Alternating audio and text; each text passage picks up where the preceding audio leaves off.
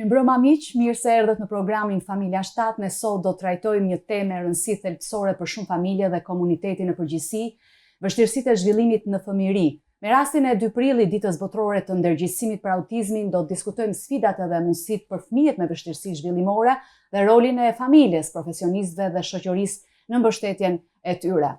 Kemi të ftuar në studio për të diskutuar Silvi Mihali, eksperte zhvillimi, drejtuese e qendrës ABA We Love Children në Tiranë, Gjorgjina Canaj, logopediste dhe terapiste, dhe Sabrina Bajramaj, psikologe terapiste pranë kësaj qendre. Mirë se erdhët në studio. Faleminderit për ftesën. Faleminderit, bekim dhe kënaqësi tu kemi këtu. Së pari do donim Silvi të dinim çfarë simbolike ka data 2 prill. Çfarë është çrregullimi i spektrit autik?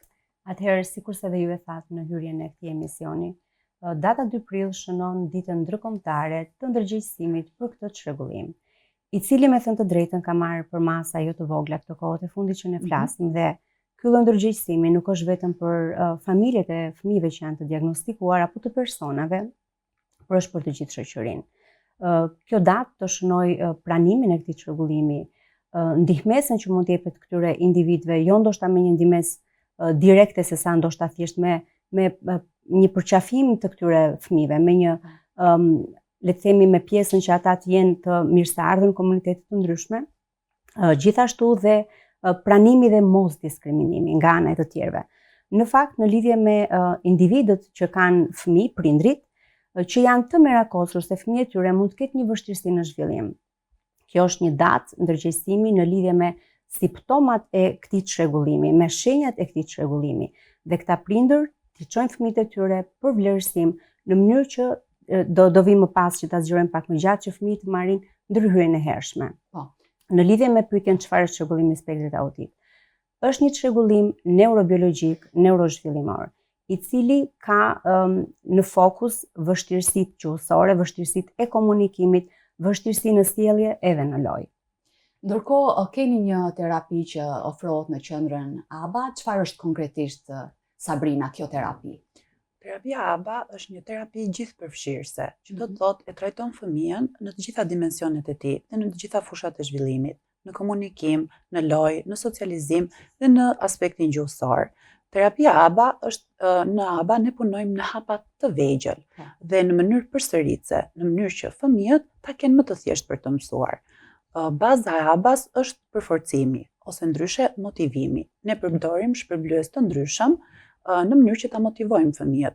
Përforcues quhet çdo gjë që fëmia dëshiron, në mënyrë që ai të jetë më i motivuar për të punuar. Terapia ABA, duke qenë se është gjithëpërfshirëse, ka ashtu që një fëmijë mund të arrijë rezultate maksimale, sepse prek dhe trajtohet në të gjitha vështirësitë që ai ka. Por ndërkohë si mund të punohet me një fëmijë që ka vështirësi gjuhësore? Së pari, në momentin që ne fillojmë të punojmë me një fëmijë që ka vështirësi gjuhësore, është shumë e rëndësishme që ne të krijojmë një ambient komod dhe të ngrohtë për fëmijën, me qëllim që fëmia të ndihet i qetë, i relaksuar dhe gati për të vendosur një bashkëpunim me terapistin që ka përballë. Në ambient ne kemi të gjitha materialet e duhura dhe të përshtatura sipas grupmoshave të ndryshme, dhe ne i përdorim sipas grupmoshës së fëmijës që ne kemi përballë. Në momentin e parë ne përdorim lojën e lirë, sepse është shumë e rëndësishme që fëmia të ndihet i qetë. Mund të punojmë në tavolim, por mund të punojmë dhe në tapet, në çdo pozicion të ndryshëm të dhomës. Por njëkohësisht ne përdorim dhe lodra të ndryshme, të cilat krijojnë bashkëpunim bashkë me fëmijën. Mund të jenë fluska, mund të jetë plastelina, mund të përdorim lodra me muzikë apo dhe lodra me shtypje, nëpërmjet të cilave fëmia ndihet më i qetë dhe fillon të bashkëpunojë së bashku me terapistin. Në momentin e dytë, ne fillojmë të bëjmë vlerësimin gjuhësor të fëmijës, duke patur 2 komponentët kryesorë parasysh, kemi gjuhën e kuptuar dhe gjuhën e shprehur, ose gjuhën e folur të fëmijës.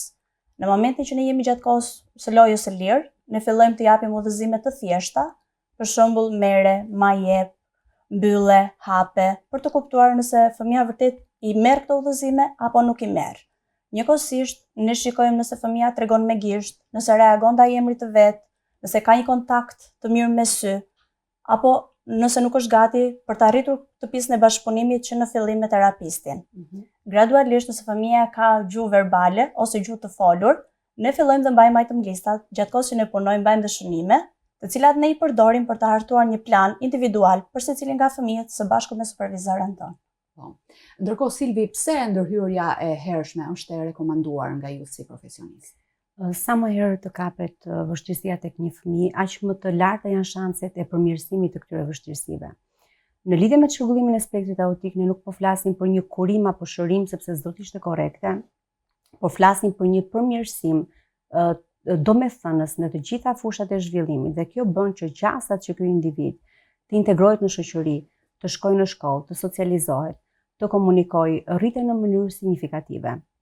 Dhe neuroplastikat e fëmijëve të vegjël është në maksimumin e vet, ndaj ne themi sa më herët aq më mirë. Madje që një vit e gjysmë, pa bërë 2 vjeç, është mosha ideale për të filluar ndërhyrjen me terapi. Sikurse dhe Sabrina e përmendi, terapia është gjithëpërfshirëse, që do të thotë punohet me të gjitha vështirësitë të cilat individi mund të ketë, dhe me ato punohet në mënyrë të individualizuar për të arritur maksimumin e aftësive. Ndërkohë, prindërit që kanë një shqetësim, Silvi, me fëmijën e tyre, ku duhet të drejtohen së pari?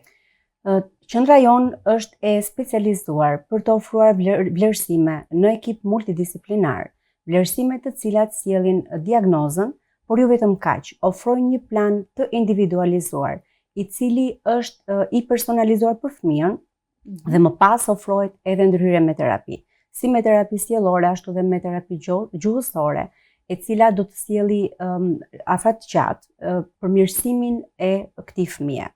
Kështu që jepet vlerësimi i parë, i cili shoqërohet me një program individual edukativ, i cili është esenca e punës me fëmijën në qendër.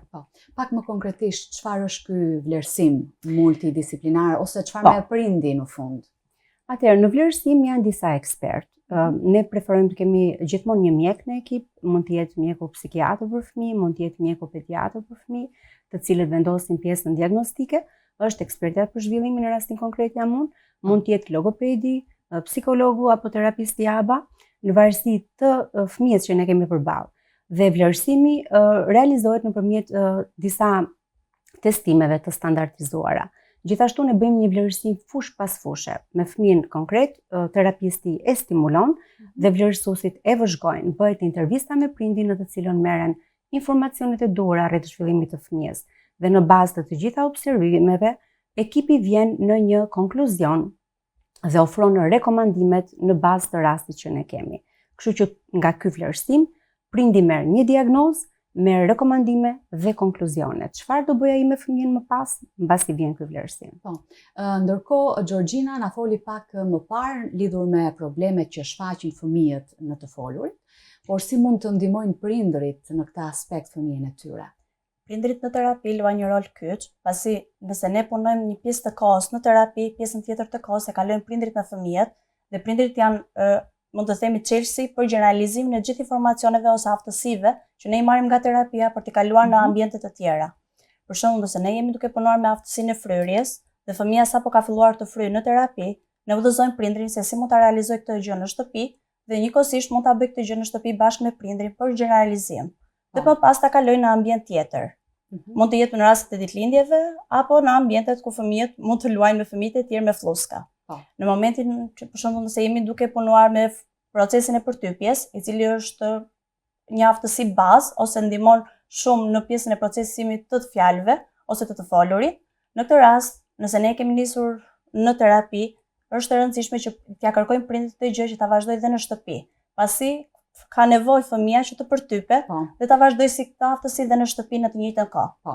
Të jetë pa ndërprerje, punohet nga prindërit. Nëse një aftësi fillohet në terapi, është shumë e rëndësishme që kjo aftësi të kalohet në shtëpi dhe të jetë në proces të vazhdueshëm, dhe jo të ndërpritet dhe më pas të rifillohet përsëri. Në vazhdim të kësaj që Georgina është duke ndarë, prindrit gjithmonë trajnohen. Ju jepet informacioni mjaftueshëm për të ndihmuar ata fëmijën e tyre, sepse ndihma që jepet tek ne është, le të themi, 1 orë në ditë, 2 orë në ditë, pjesa tjetër pastaj është prindi me fëmijën. Ndaj në të gjitha këto nxitje dhe ndihma që ne japim, ne përfshim prindin si një aleat shumë të rëndësishëm. A ka disa materiale që përdorni në këtë terapi konkretisht për zhvillimin gjuhësor? Materialet që ne përdorim në terapi janë nga më të larmishmet. Mund të përdorim foto të ndryshme, përdorim pjesën e lodrave të ndryshme, të cilat stimulojnë pjesën e fëmijëve. Mund të përdorim dhe video modeluse, por gjithmonë në kuadër të punës që bëjmë ne me fëmijët. Njëkohësisht në pjesën e logopedisë ne përdorim edhe mjetet të cilat janë më të rëndësishme ose specifike për pjesën e logopedisë. Kemi setin logopedik i cili përfshin mjetet të cilat ndihmojnë në pjesën e kafshimit, mjetet të cilat ndihmojnë në pjesën e përtypjes apo dhe në pjesën e gëlltitjes. Gjithashtu edhe në pjesën e stimulimit të ushtrimeve të buzëve, ushtrimeve të faqeve apo dhe ushtrimeve të gjuhës. Njëkohësisht ne përdorim gjatë terapisë, përdorim dhe libra të ndryshëm, të cilët mund të ndihmojnë fëmijën për të pasuruar një fjalor dhe për të zgjeruar më shumë fjalorin e tij të komunikues. Silvi, sa herë është e nevojshme që një fëmijë duhet të vijë për të qenë pjesë e kësaj terapia? Ka një standard, për shembull, 2 herë në javë ose kush ka mundësi dhe çdo ditë? Në varësi të nevojave që fëmijët kanë, vendoset dhe frekuenca e terapisë. Nëse është një fëmijë sapo diagnostikuar në çrregullimin e spektrit, në mënyrë protokollare rekomandohet që të ketë terapi intensive çdo ditë, 1 deri në 2 orë, pasi këto do ta ndihmojnë jashtëzakonisht shumë për t'i dhënë një shtys të gjithë zhvillimit të tij. Më pas, kur fëmia ka marrë aftësitë kryesore, fillon mëson dhe nga mjedisi rrethues, ne mund të fillojmë t'i rrallojmë këto orë të terapisë. Nëse fëmia ka vështirësi të vogla, të aspektit emocional apo social apo vetëm logopedik, terapia bëhet disa herë në javë, 2 apo 3 herë në javë. Me interes është të dim edhe se si funksionon menaxhimi i sjelljeve. Sabrina, çfarë mund të na thuash për këtë? ABA në vetvete do të thotë analiza e aplikuar e sjelljes. Që rrjedhimisht në ABA çdo gjë ne do ta marrim si një sjellje. Menaxhimi sjellor ka të bëjë pikërisht me uljen e sjelljeve me teprit, duke modifikuar atë në rritjen e sjelljeve të munguara. Sjellje me teprit do të kuptojmë të gjitha ato sjellje të cilat e pengojnë zhvillimin e fëmijës. Pra e pengojnë atë në komunikim me të tjerët, e pengojnë në lojë, në socializim, në gjuhë, në të shprehur. Të gjitha këto sjellje ne do t'i zvendçojmë me ato që aty fëmijës i mungojnë, pra aftësitë e munguara, të cilat përsëri prekin fushat e zhvillimit në të komunikuar, socializim, lojë. Kjo gjë arrihet nëpërmjet përforcuesve, të cilën e përmendave edhe pak më përpara. Duke përdorur përforcues të ndryshëm ose motivues, fëmia do të jetë në gjendje që këto sjellje të zvoglohen dhe të rriten sjelljet e përshtatshme.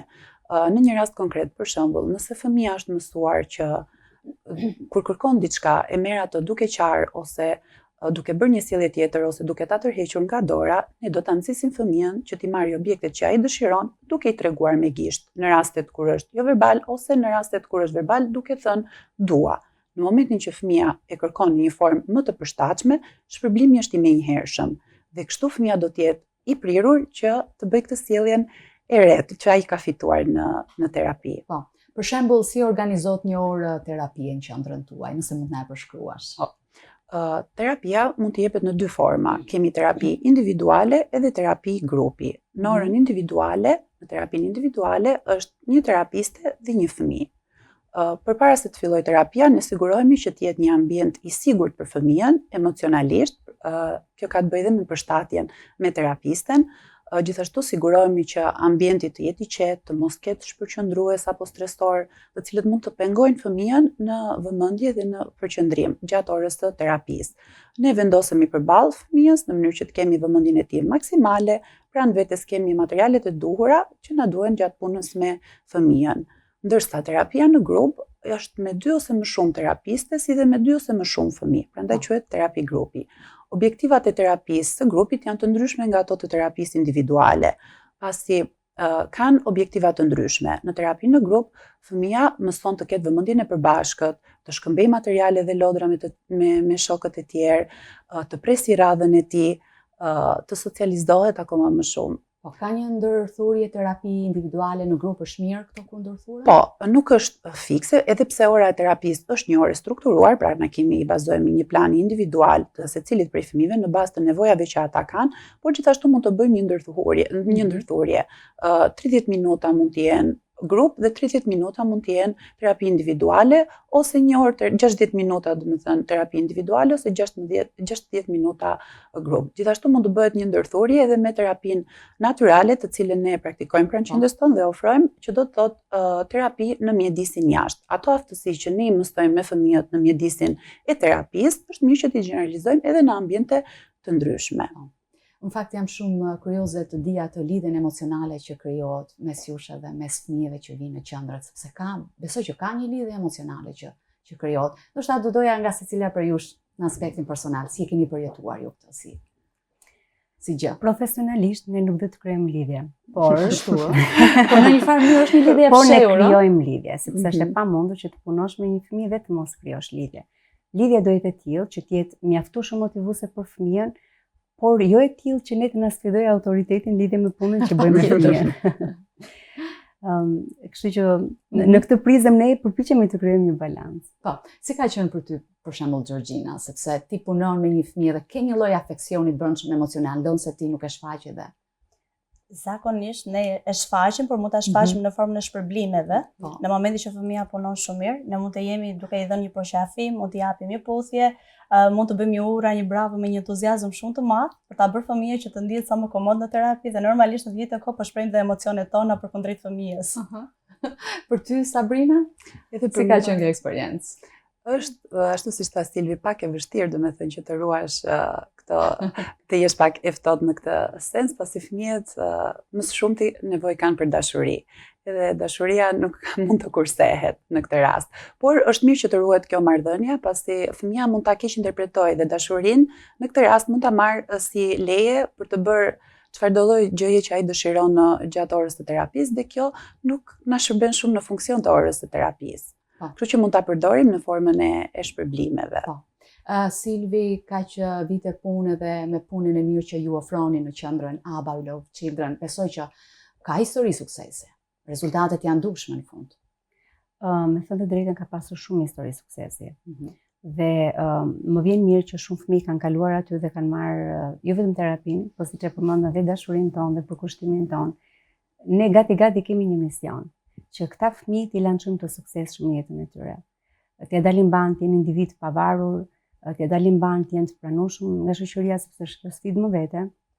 T'ia dalim ban të arrijnë më të mirë që ata mund të arrijnë. Kështu që kemi shumë histori suksesi, fatmirësisht. Po, dhe kryesisht cilat problematika ju trajtoni aty në qendër? Atëherë, përveç çrregullimit të spektrit që ne sot e morëm specifik, trajtojmë problematika gjuhësore, trajtojmë problematika emocionale, sociale, të vështirësive në lojë, të vështirësive specifike në artikulim, të vështirësive në të nxënë apo të pjesës të mësimit. Problematika nga më të ndryshme të cilat kanë lidhje me fëmijën, ne i trajtojmë të gjitha. Të gjitha, po. Tani Silvi, përveç terapisë që është shumë e nevojshme dhe rëndësishme, çfarë mund këshillosh për prindërit që ata vërtet arrijnë një rezultat me fëmijën e tyre? Përveç terapisë e cila ofrohet në kushte dhe në mjediset e qendrës, është shumë e rëndësishme që të ketë ndërhyrje edhe në mjediset e tjera në të cilat fëmia frekuenton, mjedisin e qerdhës apo të kopshtit apo të shkollës. Ka raste që është e nevojshme të kenë një person shoqërues aty, dhe nëse nuk është e nevojshme personi shoqërues, një plan shoqërues, të cilin e zbatojnë personat, elementët që janë në shkollë apo në qerdhë apo në kopshte, edukatorët, mësuesit. Kjo bëhet që fëmia të marrë ndërhyrje dhe aty ku është në grup dhe në një ambient të pastrukturuar. Gjithashtu dhe në familje, sepse pjesë e familjes është pjesa natyrale e pastrukturuar e një fëmie dhe ne na duhet që gjërat që ne mësojmë fëmijët i zbatojnë në çdo mjedis. Kështu që dhe prindrit kanë një plan nëpërmjet të cilit ata veprojnë, një udhëzues për ta. Por ka raste që është e nevojshme të kenë një terapist shoqërues edhe në pjesën familjare. Gjithashtu është e rekomanduar që fëmijët të marrin një sport, një aktivitet sportiv, pse jo, një aktivitet artistik. Kjo do i bënte më të plot dhe ata si individ që të hyjnë në rrethet sociale. Po, Silvi, çfarë ke vënë re kohët e fundit? A ka një ndërgjegjësim të atyre prindërve shqiptar që janë duke u sfiduar me fëmijët e tyre, por që ka një ndërgjegjësim që po, fëmia ka nevojë për terapi, fëmia ka nevojë për këto orë veçanta për të pasur një përmirësim? Do thoya që duke nisur që nga viti i parë punës time në vitin e 15 që jemi tani, ka një ndërgjegjësim të rritur. Dhe kjo është shumë pozitive. Por sërish unë do të bëja thirrje për një ndërgjegjësim që të mos i lënë fëmijët të pa ndërhyrë, të pa vlerësuar, për një kohë të gjatë kur shikojnë gjëra që i shqetësojnë. Gjithashtu dhe ishte shumë e rëndësishme që pjesa tjetër që nuk kanë fëmijë të çrregullimit të spektrit, por është një shok apo një shoqe te grupi i kopshtit, i qerdhës, i shkollës, prindit e tjerë të jenë mbështetës, sepse diskriminimi nuk ndihmon askënd. Përkundrazi, dhe puna që ne bëjmë dhe puna që prindit bëjnë nuk finalizohet nëse shoqëria jo nuk është e hapur në lidhje me këta individ. Zakonisht ju si qendër a keni ndërmarrë dhe kështu aktivitete, nëse mund të them, me pjesëmarrje më të gjerë që ku janë pranishëm dhe prindërit, aktivitete ndërgjegjësimi? Patjetër, kemi marrë dhe unë vjoj të ndërmarr aktivitete të cilat janë pa pagesë për ndërgjegjësimin, për dhe trajnimin do thoja dhe dhënien informacionit që tek prindrit, që tek dhe profesionistë që merren me këta fëmijë dhe kanë më pak informacion. Dhe ne do vazhdojmë që të jemi edhe në rrjetet tona sociale, duke ndërgjegjësuar. Po, në fakt kam parë keni qenë mjaft aktive dhe kjo është një gjë shumë e mirë. Ndihmon prindërit edhe sensibilizon, po edhe jep informacion shumë bekim. Silvi, në mënyrë të përmbledhur në fund të kësaj interviste edhe një herë ti e preke pak, por më të përmbledhur një mesazh për prindërit që na dëgjojnë. Në lidhje me mesazhin për të gjithë prindrit të cilët kanë një fëmijë në çrregullimin e spektrit autik, do t'i inkurajoja mos hiqni dorë, merrni kurajo sepse fëmijët tuaj mund të kenë arritje, sado të vogla arritjet e tyre janë të rëndësishme. Në lidhje me prindit që kanë dyshim se fëmijët e tyre mund ta kenë këtë çrregullim, mos bëni diagnostikim nga rrjetet sociale, ju lutem, sepse vetëm do shqetësoheni, por mund t'i sillni fëmijët për një vlerësim me ekip të specializuar për të marrë rekomandimet e nevojshme. Në lidhje me shoqërinë e gjerë që ne po na dëgjon, ju lutem, në lidhje me çrregullimin e spektrit autik, jeni pranues, jeni dashamirës dhe jeni mbështetës për ta. Ju falenderoj shumë, edhe shumë suksese. Faleminderit dhe juve. Ju dhe pjesës tjetër të stafit. Faleminderit. Faleminderit. Falenderojmë pra edhe një herë të ftuarat tona, Silvi Mihali, Gjorgjina Canaj dhe Sabrina Bajramaj për informacionet dhe këshillat e vlefshme që ndanë me ne. Shpresojmë që kjo bisedë ju ketë ndihmuar, frymëzuar për të parë më shumë ndërgjegjësime dhe përkushtim tek nevojat e fëmijëve me vështirësi zhvillimore. E të kujtojmë se çdo fëmijë ka vlerën dhe potencialin e tij unik. Është detyra jonë si shoqëri t'i mbështesim për një të ardhme më të mirë. Rikthehemi pas pak në studio.